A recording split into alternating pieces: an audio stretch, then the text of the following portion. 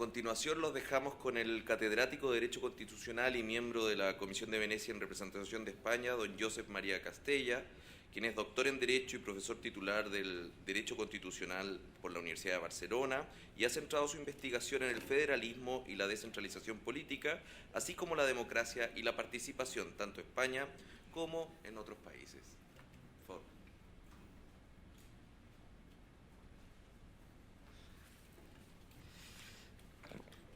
Buenos días, señoras y señores. Ante todo, mi satisfacción por volver a Chile y poder encontrarme otra vez con tantos amigos. Muchas gracias al Tribunal Constitucional de Chile y a la Comisión de Venecia por permitirme estar aquí y dirigirles estas palabras. Les advierto de entrada que mi intervención seguirá en el diálogo, que es un diálogo previo al diálogo judicial, es un diálogo constitucional e intercontinental, con la intervención del amigo Romero que me ha precedido, del ministro Romero que me ha precedido en el uso de la palabra. Yo creo que la perspectiva, por tanto, desde la que voy a abordar es una perspectiva jurídica que no es suficiente para afrontar la cuestión de la vulnerabilidad, pero desde luego sí es necesaria y es la que a nosotros, me parece, nos incumbe. Yo creo que, viniendo de Europa, la actualidad del tema se da por conocida. Europa en este momento está afrontando el drama de los refugiados que, procedentes de varios lugares, de Siria particularmente, nos pone encima de la mesa, nos acerca a las fronteras de Europa a los más vulnerables entre los vulnerables y nos permite, como continente, plantear en una situación de emergencia esto que ahora conocemos como gobernanza y como constitucionalismo multinivel. La Unión Europea, que fija unas políticas, los estados que las concretan, pero luego son las autoridades regionales y locales las que deben lidiar con el problema en cada situación. Y ahí afloran precisamente en estos casos de emergencia disfuncionalidades en esa interacción entre tantos poderes. En mi intervención voy a tratar de contestar o afrontar tres preguntas. ¿De qué hablamos cuando hablamos de grupos vulnerables y la actualidad del tema en un contexto de crisis? En segundo lugar, cómo afronta el derecho, el Estado y en particular el constitucionalismo la vulnerabilidad. Y en tercer y último lugar, cuál es la misión, cuáles son las funciones de los poderes públicos y de la sociedad en general ante la vulnerabilidad. ¿Quiénes son los vulnerables? ¿Quién es vulnerable? Se decía antes, vulnerables son las personas y toda persona estamos expuestos en un momento determinado, en una circunstancia concreta, en una situación del orden que sea, física, del orden económico, social, cultural, lingüístico, religioso, étnico, nacional. Estamos expuestos a una situación de vulnerabilidad, pero qué duda cabe que los miembros de determinados grupos, y a veces utilizamos grupos para aludir a minorías, para aludir a colectivos, para aludir a categorías, que son términos distintos, están, si cabe, más expuestos y, por tanto, de ahí la necesidad de una atención preferente.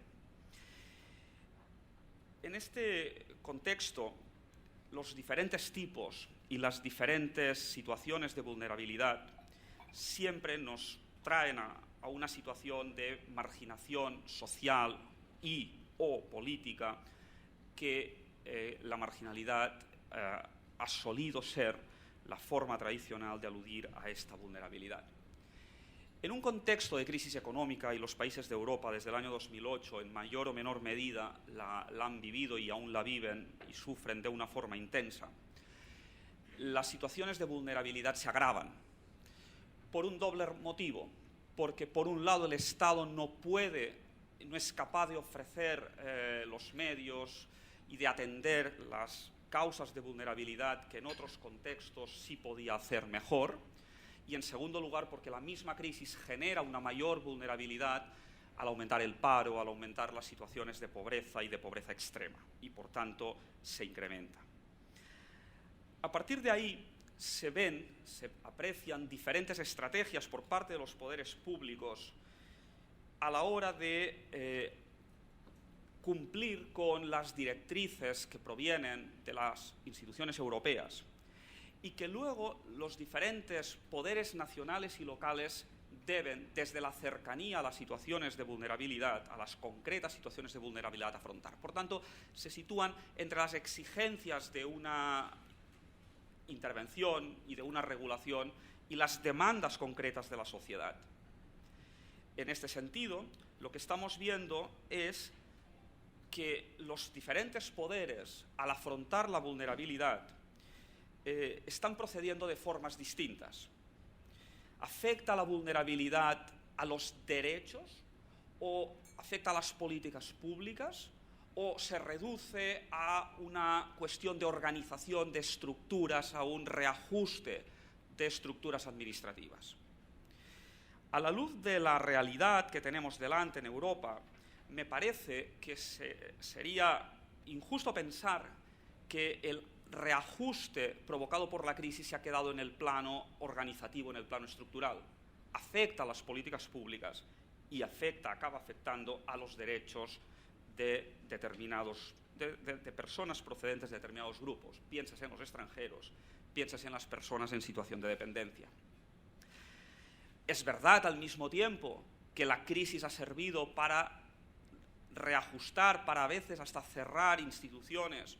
Piénsese en los ombudsman, que tienen como función especial una garantía de derechos y de derechos sociales. Por tanto, confluyen ahí varias situaciones. Y también es verdad que en este contexto de la crisis se produce un repliegue del Estado a otras funciones más clásicas, más tradicionales, y por tanto dejan un campo más abierto a la intervención de la sociedad, de las ONGs, del voluntariado, para lidiar con estos problemas. Y en relación con la crisis, un último punto.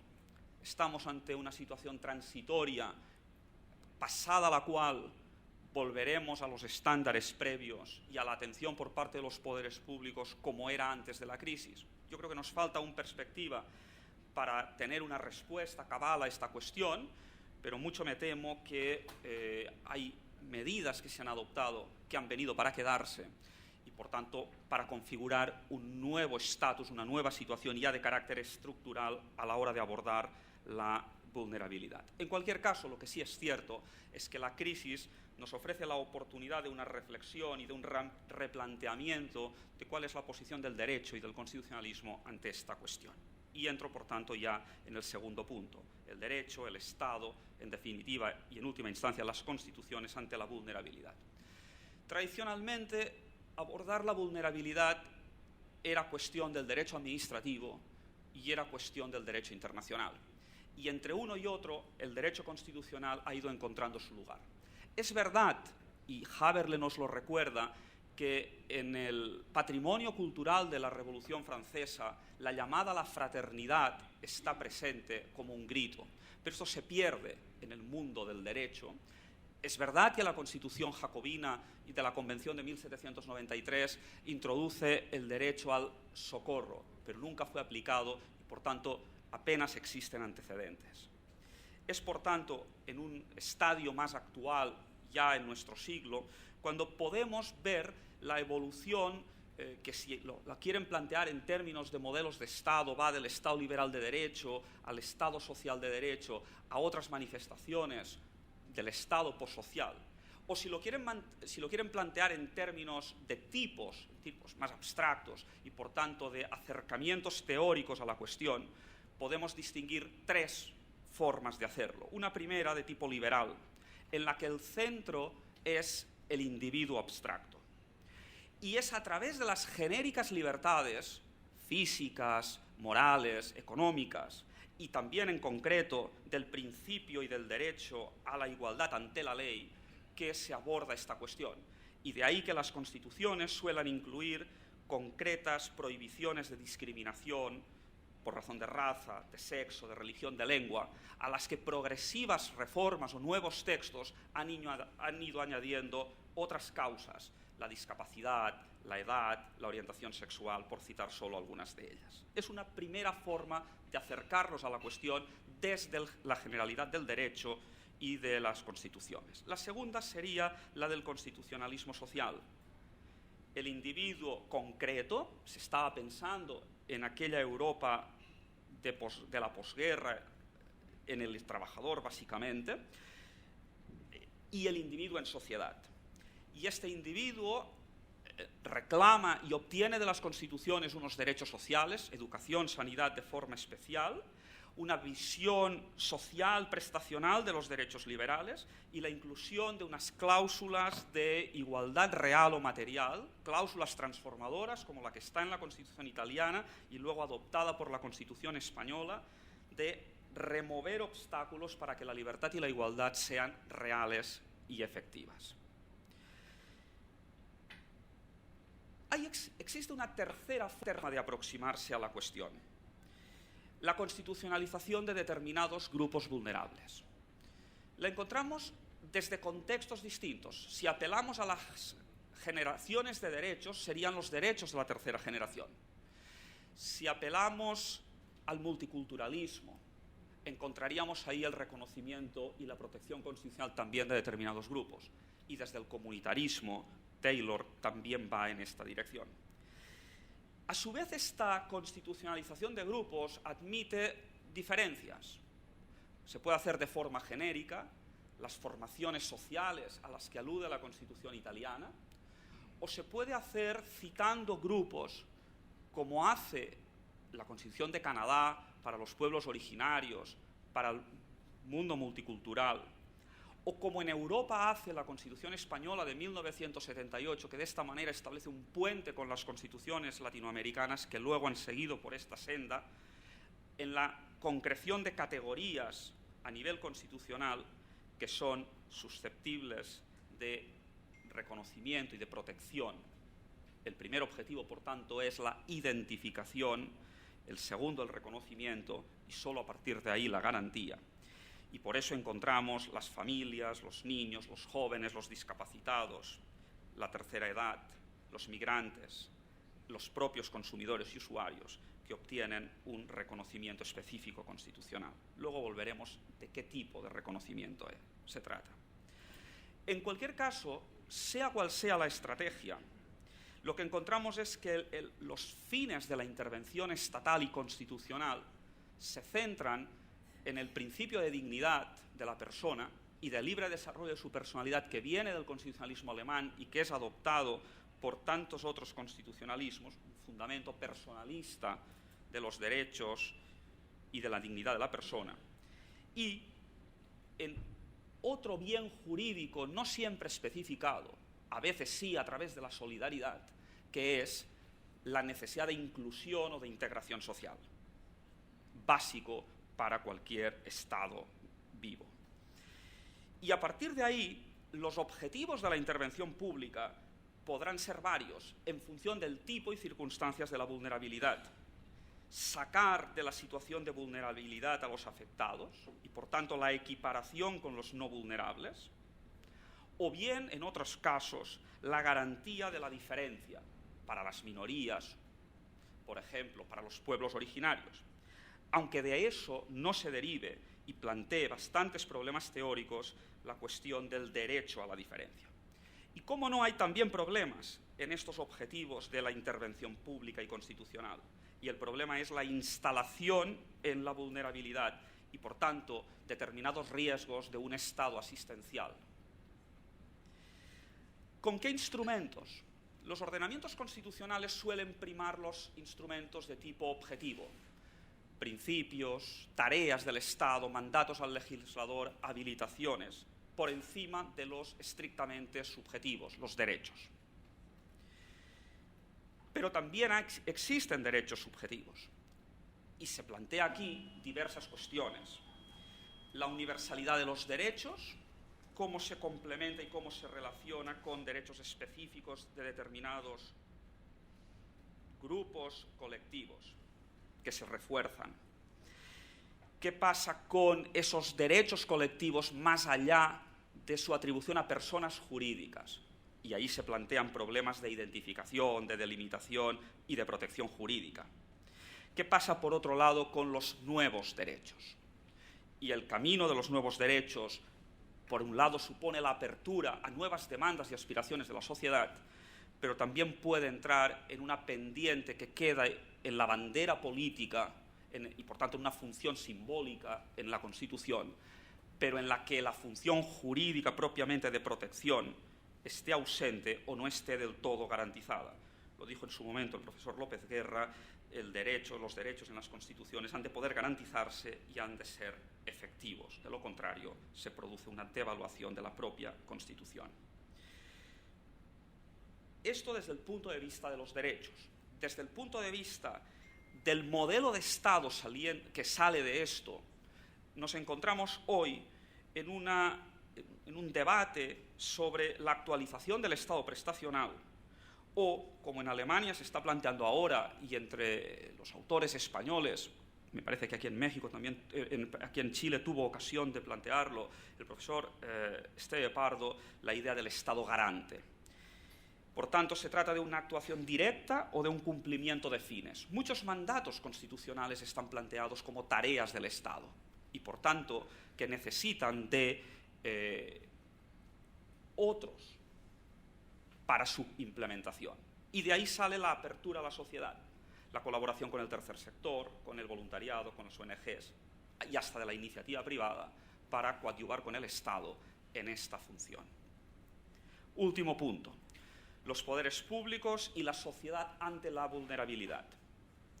La vulnerabilidad, afrontarla, es tarea de todos, es una tarea de la comunidad, por tanto, de los poderes públicos y de la sociedad. Y de los poderes públicos, cada cual en función de las funciones constitucionalmente atribuidas, de las que le son propias. Generalmente, abordar la cuestión de la vulnerabilidad ha sido tarea de la acción de gobierno y de la administración. Ha sido la respuesta ordinaria a través de políticas públicas, y esto ha planteado una cuestión de colaboración entre administraciones, la planificación a nivel nacional, la ejecución a nivel local y regional, por ser las administraciones más cercanas. ¿Qué papel de los legisladores en la actuación de estos mandatos constitucionales? Y ahí me parece que es oportuno hacer una mención a los estados federales, a los estados políticamente compuestos, donde son las leyes de las entidades federativas las que están llamadas a tener una misión más importante en este campo, dejando las cuestiones más generales para las leyes nacionales. Y llegamos en tercer lugar a los tribunales, al Poder Judicial y, en su caso, al Tribunal Constitucional. Y se abordará esto en las intervenciones que van a seguir. Solo quiero poner de manifiesto que por la forma de su constitucionalización, muchas veces derechos individuales, por los casos que se plantean a partir de casos singulares, por la forma de abordarlo, cuestiones de acceso a la justicia, de legitimación procesal, al final prima lo individual sobre lo colectivo y, segundo, prima lo correctivo sobre lo preventivo, como es propio de la función jurisdiccional. Y por esto el riesgo del activismo a la hora de determinar políticas públicas generales para los que ni existe la capacitación ni los medios técnicos adecuados por parte de los tribunales. Por tanto, en estos casos, los tribunales actuarán en último remedio, cuando ha fallado todo lo demás. Esta situación pone dos otros poderes en juego. Por un lado, los ombudsman, las garantías no jurisdiccionales de derechos, porque en su modo de actuar, en su ADN está esa tarea preventiva, esa tarea no tanto de remedio individual como de propuesta, como también, obviamente, de denuncia. De ahí su importancia en estos campos. Y por último, ese diálogo con los tribunales y organismos internacionales especializados. En el ámbito europeo, el Consejo de Europa, se aludirá al Tribunal Europeo de Derechos Humanos y su, digamos, introducción de derechos civiles y políticos, que a veces, no obstante, han dado lugar a una interpretación también en clave social y económica, pero quiero en este momento mencionar específicamente al Comité Europeo de Derechos Sociales. Su expresidente, el profesor Luis Gimena, ha aludido reiteradamente al principio de indivisibilidad de los derechos, a la igual importancia de estos, para corregir el déficit social europeo. Me parece que es una vía que este comité ha utilizado para casos concretos, minorías como los gitanos, personas menores y además enfermas, etcétera, con un éxito, me parece, notable. Y de ahí se abre todo un diálogo a nivel con los tribunales nacionales por esas cláusulas que nuestras constituciones incorporan de recepción del derecho internacional. Concluyo solo con dos ideas de esta presentación tan general, en la que he pretendido, si me permiten, más un mapping, una descripción, un entorno, y solo algo de un shaping, de una conformación, de un entrar en las cuestiones que luego ustedes abordarán. La primera conclusión, me parece, es la apelación del constitucionalismo a que abordemos, a que tengamos en cuenta esto desde el principio de solidaridad y desde el principio de subsidiariedad en su doble vertiente, en la horizontal y en la vertical. Y, en segundo lugar, a que es tarea, sobre todo, de los poderes de decisión y de impulso político, con la debida participación de los grupos afectados. Y de ahí la necesidad de esos canales, de esa circulación de información y de esa coparticipación con ellos. Porque ellos, al final, me refiero a esos grupos, a esos poderes de decisión, son los que manejan el presupuesto, son los que lo elaboran, los que lo aprueban y, por tanto, los que están en condiciones de lidiar con algunas de estas vulnerabilidades. Y, en última instancia, los poderes de garantía, los poderes de control, que son de difícil sustitución, pero que en todo caso son el último remedio cuando el ciudadano vulnerable, cuando el individuo en dificultades, no tiene otra puerta a la que llamar. Muchas gracias.